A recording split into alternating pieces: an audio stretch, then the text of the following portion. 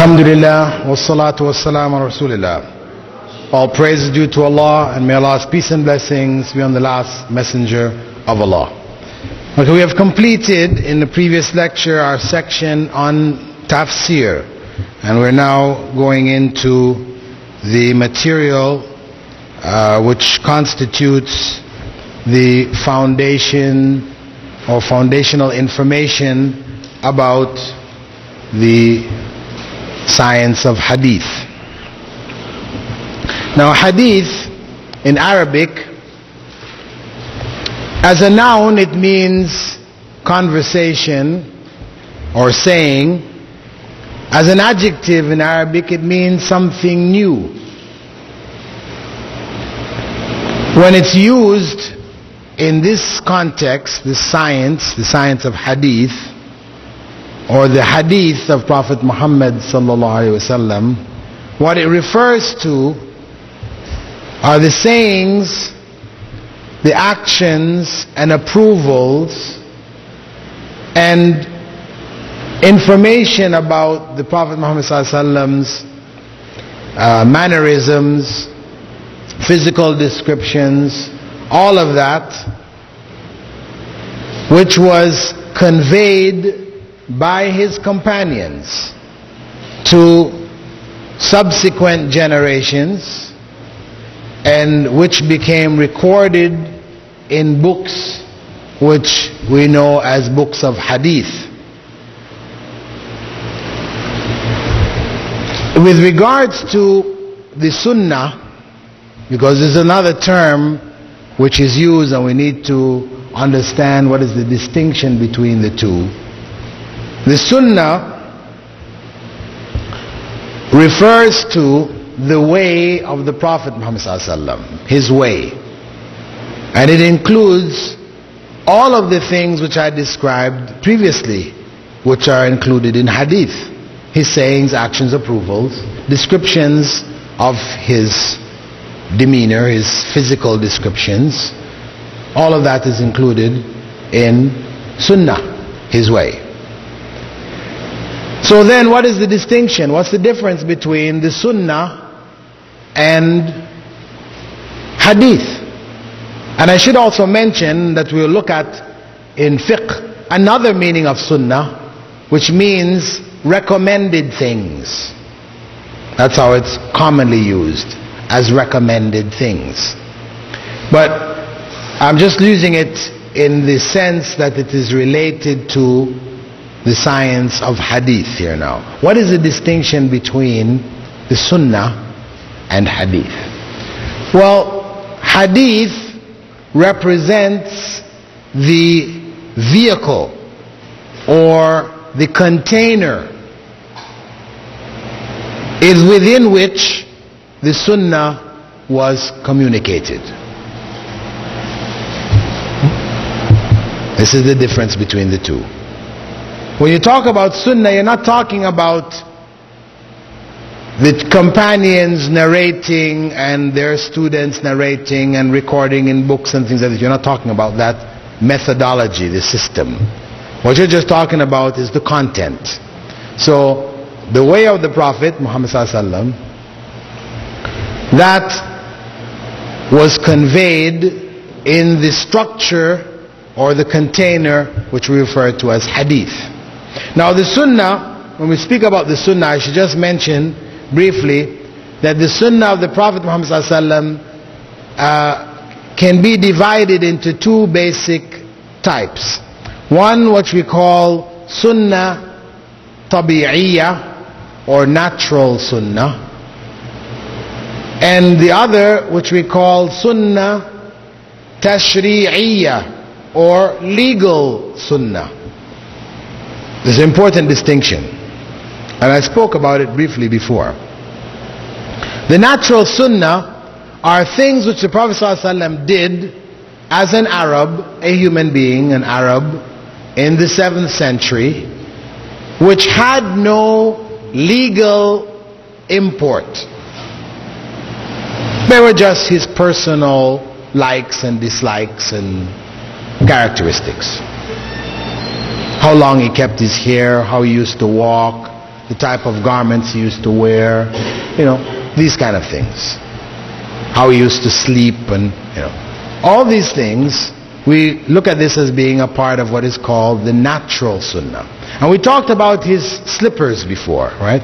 The sandals that he used to wear. He liked a particular style of sandal.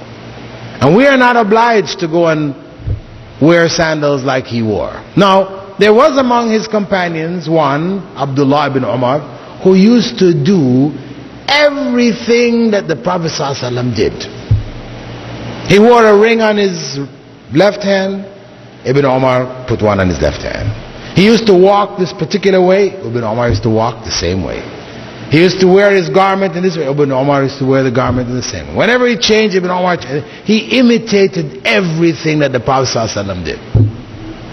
And the Prophet ﷺ didn't stop him. He didn't say, don't do this. However, Abu Bakr didn't do it. Omar didn't do it. Uthman didn't do it. Ali didn't do it. And these are the Khulafa Rashidin. The 10 people who were promised paradise, none of them did it. So hey, we know that this was just an individual thing which Ibn Umar liked to do. And if you choose to do it, no harm. But it's not required, nor is it called for. Right? And to promote it as the deen is wrong.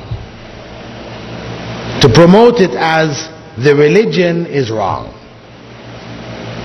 Now, in the case of sandals, there is a legal sunnah regarding it. The type of sandals you wear is up to you. There is nothing legally involved in the style or whatever, except we can say that for men to wear women's sandals is haram. For women to wear men's sandals is haram. A woman came into the house of Aisha wearing her husband's sandals. And Aisha stopped her and said, the Prophet Muhammad ﷺ cursed mannish women. So, there is a legal part. Prophet ﷺ said that Allah's curse is on the man who dresses like a woman and the woman who dresses like a man. So there is a legal aspect in sandals. Don't wear sandals which are typically women's sandals. Furthermore, Prophet ﷺ said that when you put on your sandals, you should put on your right foot first. And when you take off your sandals, you should take off your left foot first. And if the strap on your sandal breaks, either take off both sandals or fix it, but do not walk with one sandal on and one sandal off. These are the instructions of the Prophet Muhammad ﷺ. In this regard, that has a legal aspect. He gave instructions. Do this, don't do this, do that. But his choice, as I said initially, in terms of what sandal we wear, that's up to you. Now some people feel and question, why should it matter which sandal will you put on first? What is this picayune kind of, is Islam that picky that it matters you put on your right sandal first? What if you jumped into your sandals with both feet same time? A question, why is this right, left? The point is, Prophet Muhammad ﷺ instructed us to do this, to develop in us a sense of awareness of our actions, that we are conscious of what we are doing. Purpose is put into each and every action. to separate us from the animals. Animals who just do things out of instinct, do things without thought and reflection. So he said, put on your right foot first and take off your left foot first. Also, in putting on your right foot first and taking off your left foot first, we are favoring the right over the left. And in doing so, there is a subtle reminder for us on the day of judgment. We receive our book of good deeds, if we're going to paradise, where? In the right hand. And we receive our book of evil deeds, if we're going to hell, where? In the left hand, behind our backs. Okay, so in favoring the right over the left, there is a subtle reminder for us to choose the right thing so that we will receive our book of deeds in the right hand. It reminds us of Yawm al-Qiyamah. So there is reason behind this. I mean, besides the fact that in doing so, it also trains us in obedience to Prophet Muhammad sallallahu alaihi wasallam's instructions. Now this is a small thing, but the Prophet sallallahu alaihi wasallam said, do not scorn any good deed. No matter how small it may seem to you, do not scorn it. What's the big deal? No. Because you are not able to do the big deeds consistently unless you establish the small deeds consistently. If you can't do those small deeds, then for sure you're not going to be able to do the big ones. Or you might do the big ones in a rush 1 day or 2 days, but you can't keep it going. But when you establish that foundation, you know, that conscious foundation of doing what the Prophet ﷺ showed us to do. So, for example, something which didn't exist in the time of the Prophet ﷺ. Wearing your watch.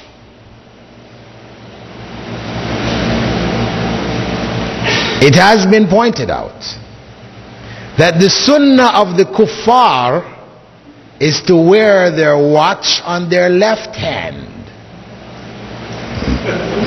That is the sunnah of the kuffar. The Prophet ﷺ, he favored the right over the left. This is how it's described. Whenever he's doing something which is honor, there's honor in it, he used to put it on the right. He wore his ring on the right. He put on his shoes, right foot first. He put on his clothes, right side first, the right. So in wearing the watch on the right hand, we distinguish ourselves from the kuffar on one hand. Right? This is important. And we follow the sunnah of the Prophet Muhammad ﷺ on the other hand by favoring the right. You know? So, I mean, this is, we approach. I mean, this is some things, people, you never stop to think about this, right? But this is how we should approach all of the things that we do. What was the sunnah? What was the preference of the Prophet Muhammad ﷺ in these things? And the instructions in that direction. So, we take from that and we apply it. Make it practical in our lives. There's so many statements of the Prophet ﷺ. Grow your beards. Trim your mustaches. Distinguish yourself from the kuffar. You know, this is, so many times you hear the Prophet ﷺ stressing this thing of distinction from the kuffar. So the Muslim identity is clear. What hangs below the ankle is in the hellfire. Pants hanging below the ankle. The way of the kuffar is baggy pants all over your foot. You know, this is their way. And unfortunately, that's what Muslims do today. To wear your pants above the ankle is, people are sheepish about that. Hey, you know, this is flood pants.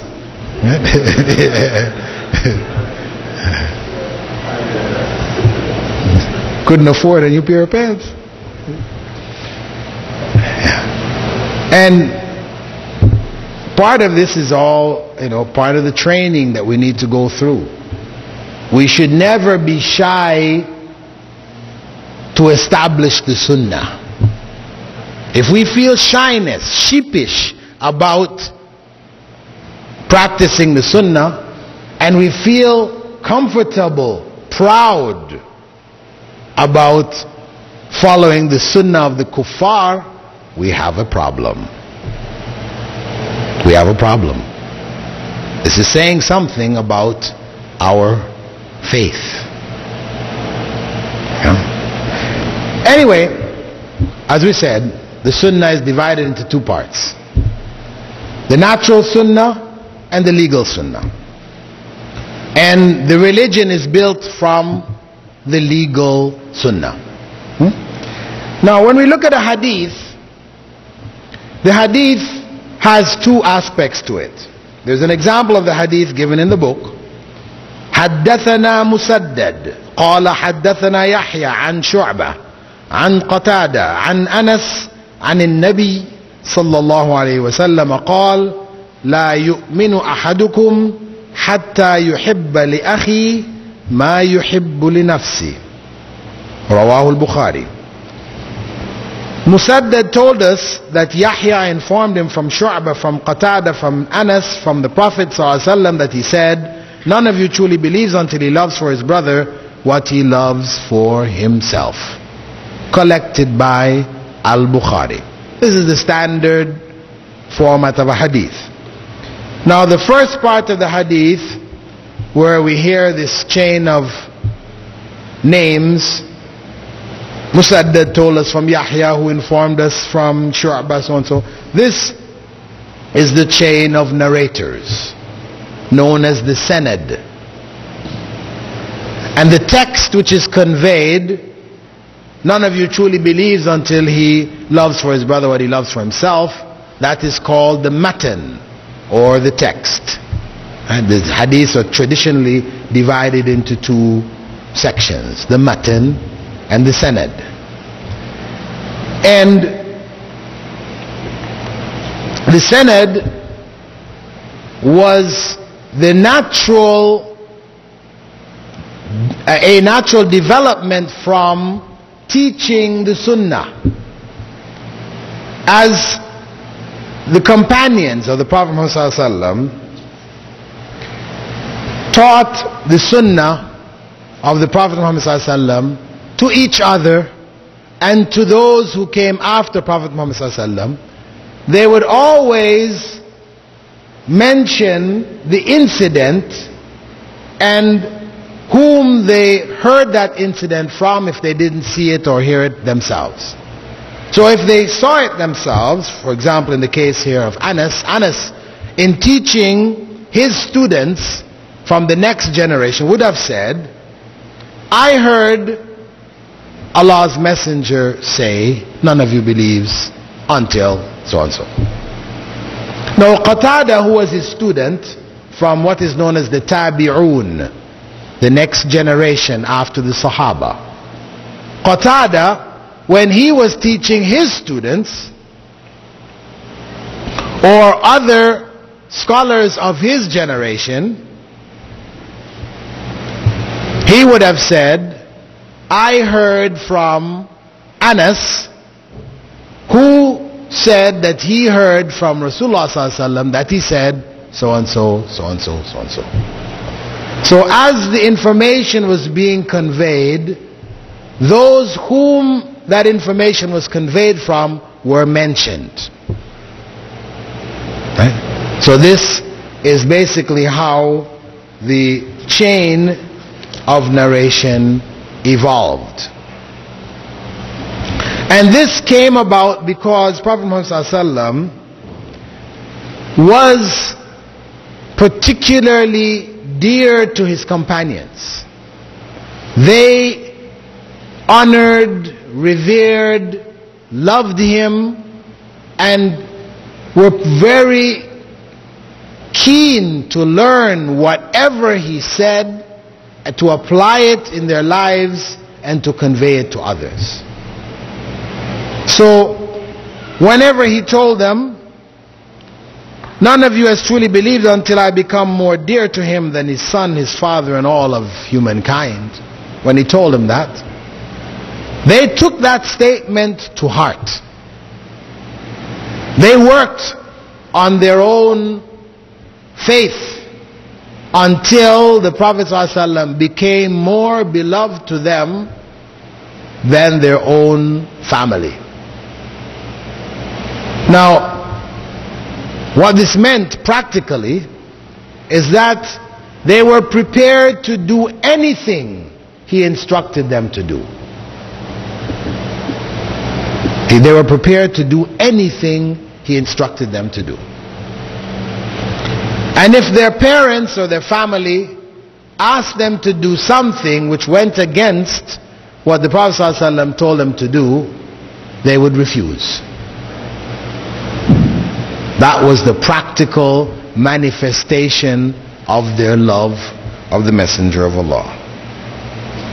And the Prophet ﷺ, he told them on one occasion, saying, Allah blesses any man who hears a saying of mine, memorizes it and understands it, then conveys it just as he heard it. For perhaps the one who is informed has more understanding than the one who heard it. So he stressed to them the importance of conveying whatever they learned from him. And he used to say, بَلِّغُوا عَنِّي وَلَوْ آيَةً. Convey whatever you have learned from me, even if it is only a single verse of the Quran. So there was great stress placed on conveying the information. But at the same time, he warned them, saying, مَنْ كَذَّبَ عَلَيَّ مُتَعَمِّدًا فَلْيَتَبَوَّعْ مِقْعَدَهُ مِنَ النَّارِ. Whoever lies about me deliberately will find his seat in the hellfire. And this hadith was narrated by the vast majority of his companions. Many companions narrated this. So there was a severe warning.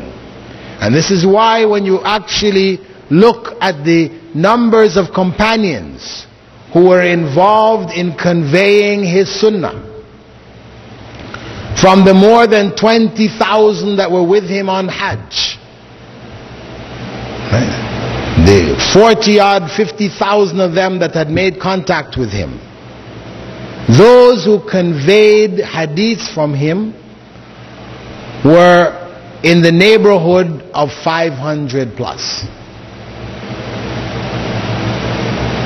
500 plus. Of that 500, 300 of them only narrated one hadith from him.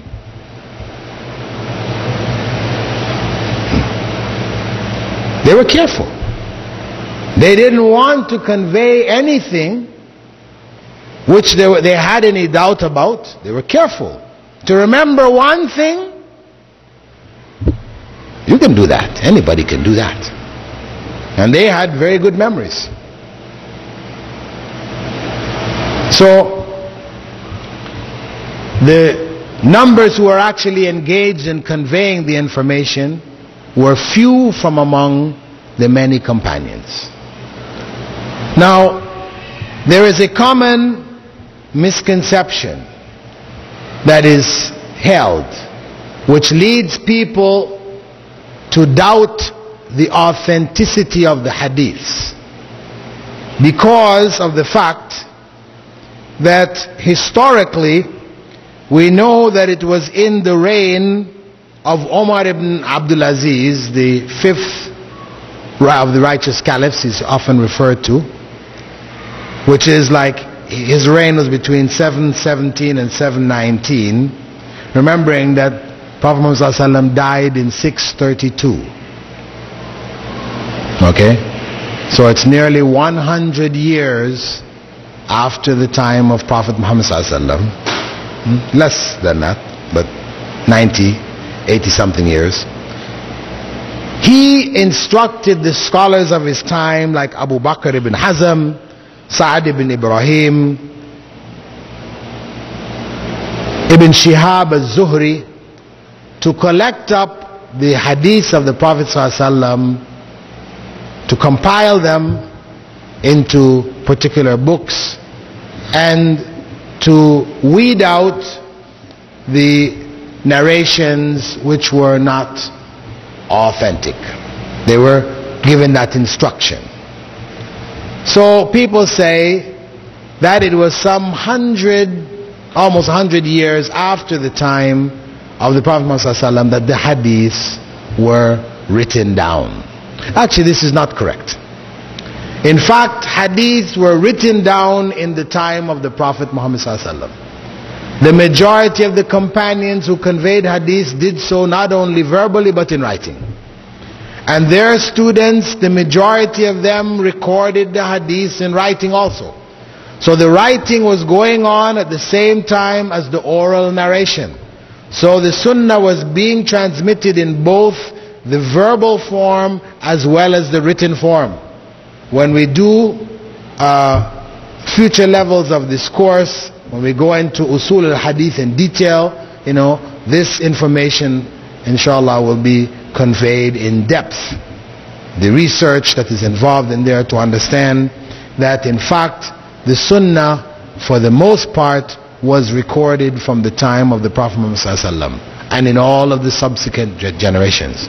So it wasn't that it was being conveyed verbally, orally for nearly 100 years and then all of a sudden they wrote it down, because this is where people who want to raise doubts about the sunnah usually come from.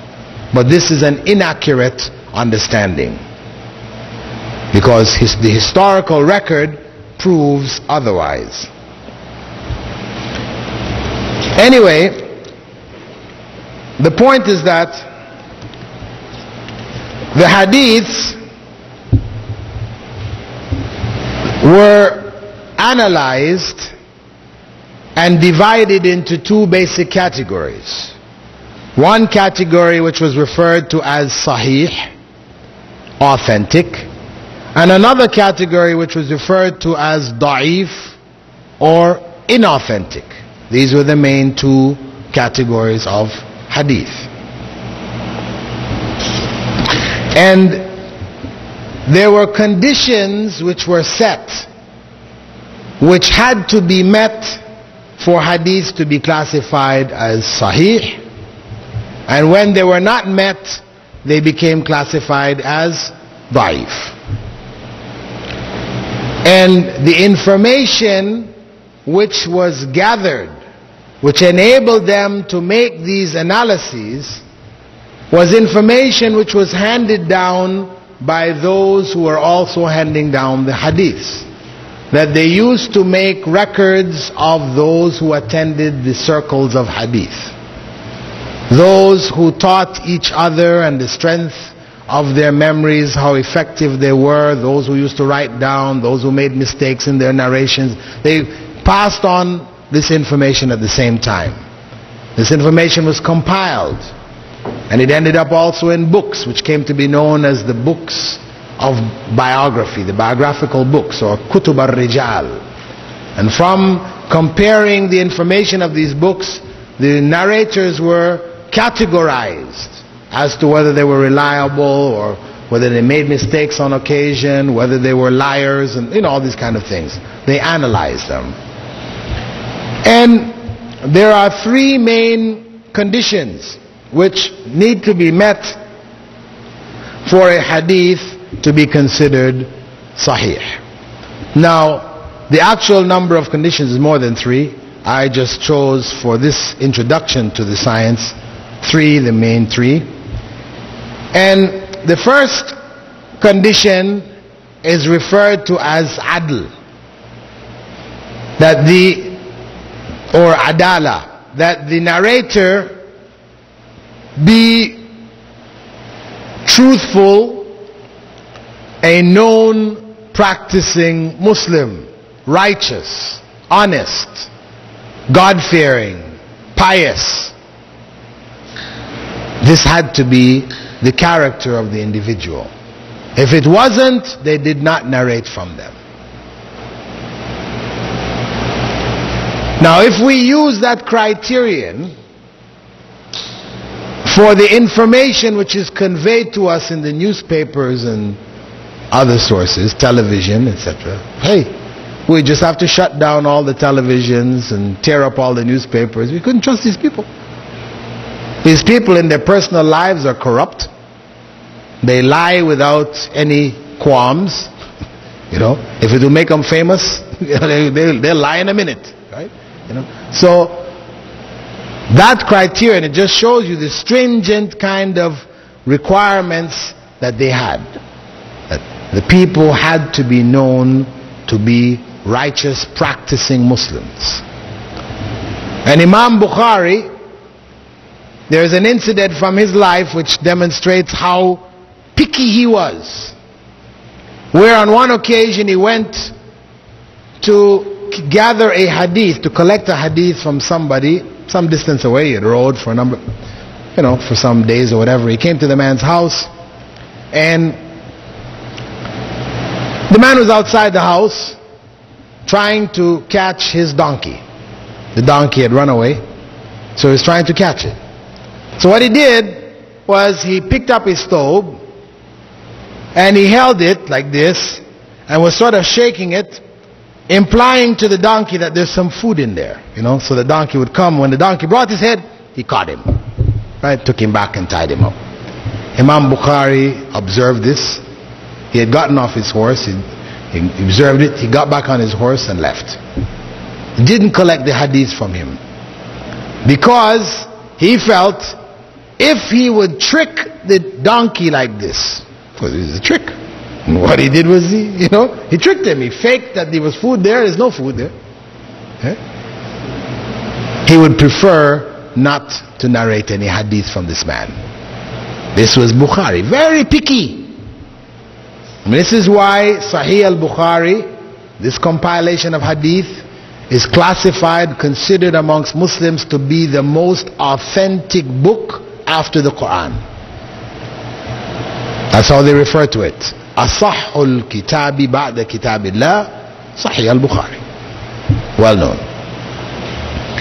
Anyway, the first condition we said is that the narrator had to be righteous. The second condition is that he had to have this quality of what is called dabt in Arabic, dabt, which meant accuracy in his narration. Either he narrated accurately from his memory, or he narrated from written texts. So it's either accuracy of narration from memory or accuracy of narration from written text. They call it dabt al-sadr and dabt al-kitaba. Now, how would they know who was accurate in their memory and who wasn't?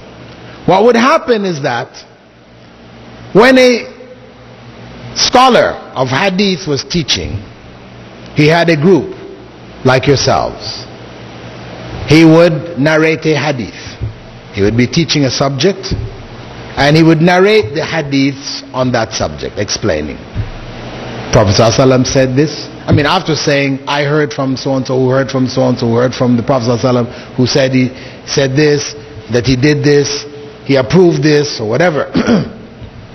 Then he would go on teaching through wudu, through tahara, salah, and he would work his way through the various areas of Islamic knowledge. And his students would stay with him. Some would stay, some would go, some would join, some would stay for a while, some would, The main body would stay with him, and they would study under him for years. Not a 3-day course. For years they would sit with him. So it means what happened?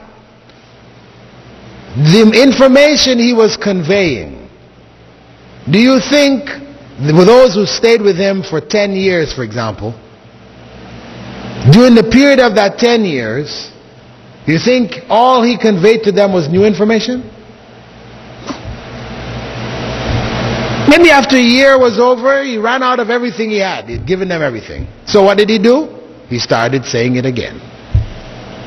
So he would repeat that same information every year for 10 years. Now his students are sitting under him. And of course they would go and sit under other scholars too. But they would be with him. Some of them became like his helpers. They would help teach others who came late, and these other kind of things. Some of them used to record. That was their responsibility, to help their teacher. They would record all those people who joined the class. How long did they study with him, and all this kind of information. They were recording all this stuff. And at the same time, they're listening to him narrate. If he's narrating from his memory, they would write down what he narrated the first time. Then, when he starts to narrate it the second time, they would put a circle at the end of the hadith, and when they heard him narrate it, they would put a little tick in there. And then the second year they heard it, they'd put another circle, and they'd put a tick. Each time they heard it, they'd put a circle, put a tick at the end of the hadith. Now, each time he narrates it, they're observing what is in writing and what he's saying.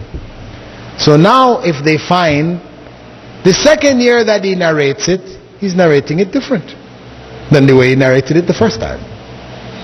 And the third year he narrated it another way. Right? We have a problem here. This indicated to them that that narrator's memory was not good. If the first year he narrated it one way, second year he narrated it the same way, third year the same way, this is one whose narration, his memory was good. Right? What they would do, if for example, they heard him narrate it one way the first year, and he narrated it another way the second year, they would go and sit under other students who were from their teacher's level, who narrated it from one from a higher level, and they would see. Because perhaps the double narration was not a mistake of his, but that in fact his teacher narrated it in two ways. So when they check with the other student who was on the same level of their teacher, and they find from him that he also narrates it two ways, then they know it is not their teacher. But now the question that needs to be dealt with is, was that a mistake from their teacher's teacher? Or was it in fact how it was narrated in two ways? Now, I'm not saying for you to decide or whatever. I'm just saying that this is the approach that they took, this analytical approach, looking at the material that was being narrated, how it was narrated, etc. And they would use that to determine whether the information which is narrated orally was from people of good memory. They would make notes. My teacher was, Sometimes what they used to do, instead of the teacher narrating, the students would narrate, and the teacher would say at the end of the narration, okay. So sometimes what the students would do to check their teachers is they would read back the narration in a different way from how they heard it from the teacher, maybe changing a word or two. And if he said okay, then they knew his memory was not so good. These are among the signs. And this was a test that they did of Imam Bukhari. It's well known in the history of Imam Bukhari that when he came to one of the cities there in Iraq, and the scholars of hadith, he had his fame of being, one of the masters of hadith had spread before him.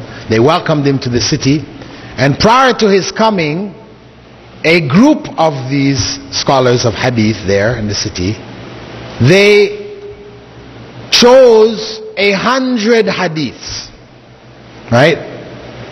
And these hadiths are each one with a chain. And what they did was they switched the chains around amongst themselves. Each one memorized it with the chain of another hadith, right?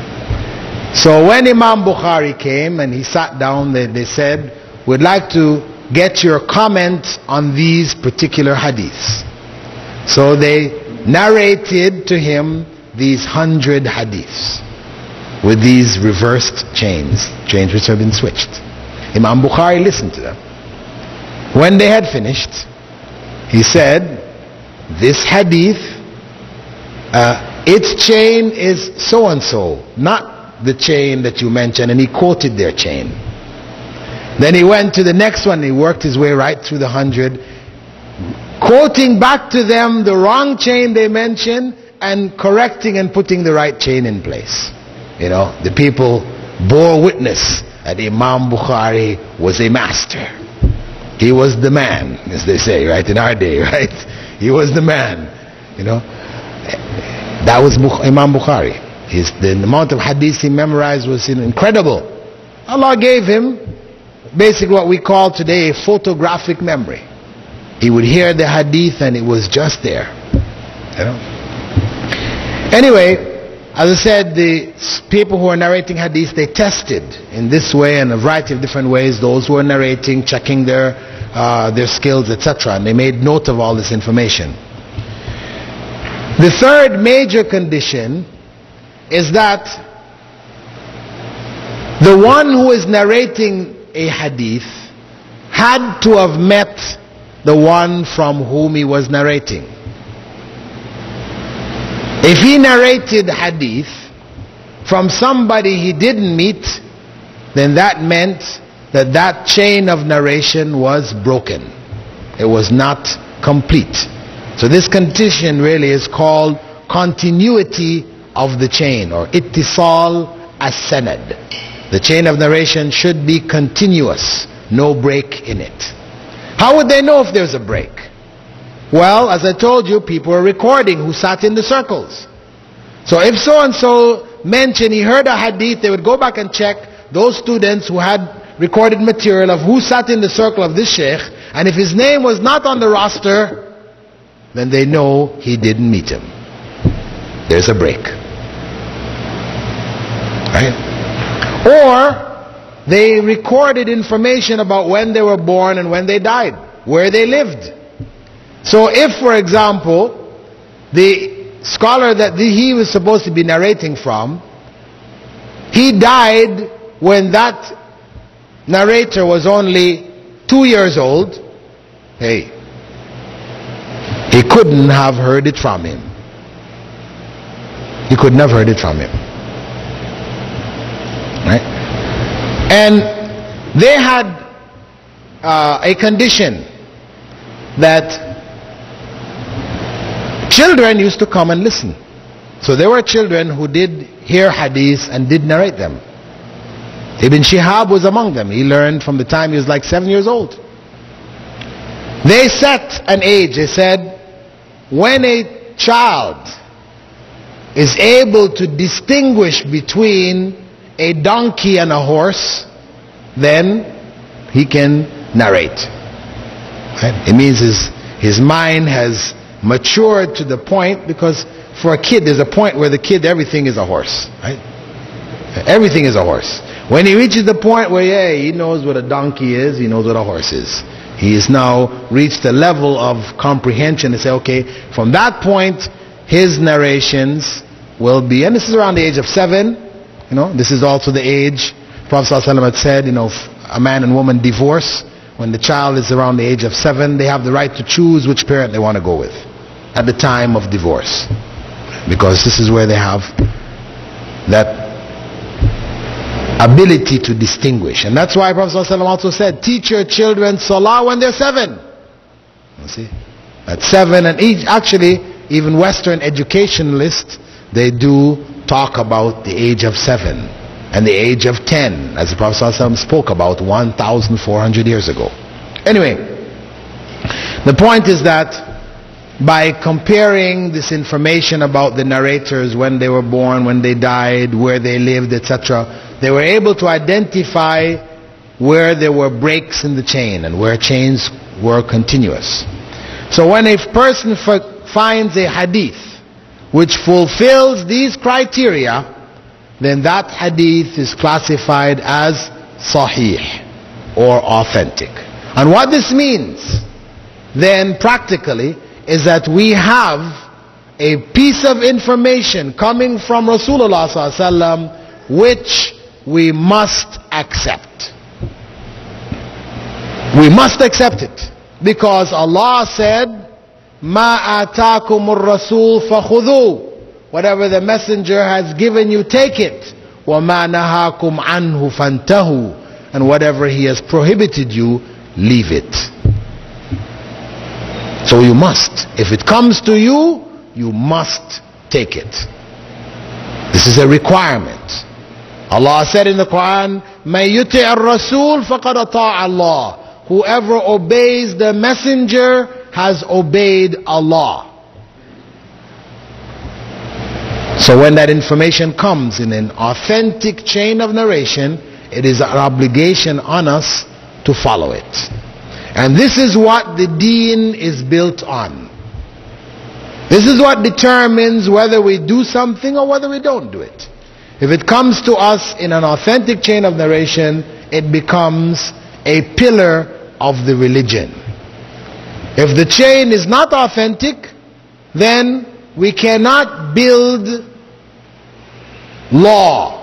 We cannot build practice on information which is not authentic. So this analysis of hadith is very, very important in establishing the correct Islamic practices, because it should be noted that the great Imams, Abu Hanifa,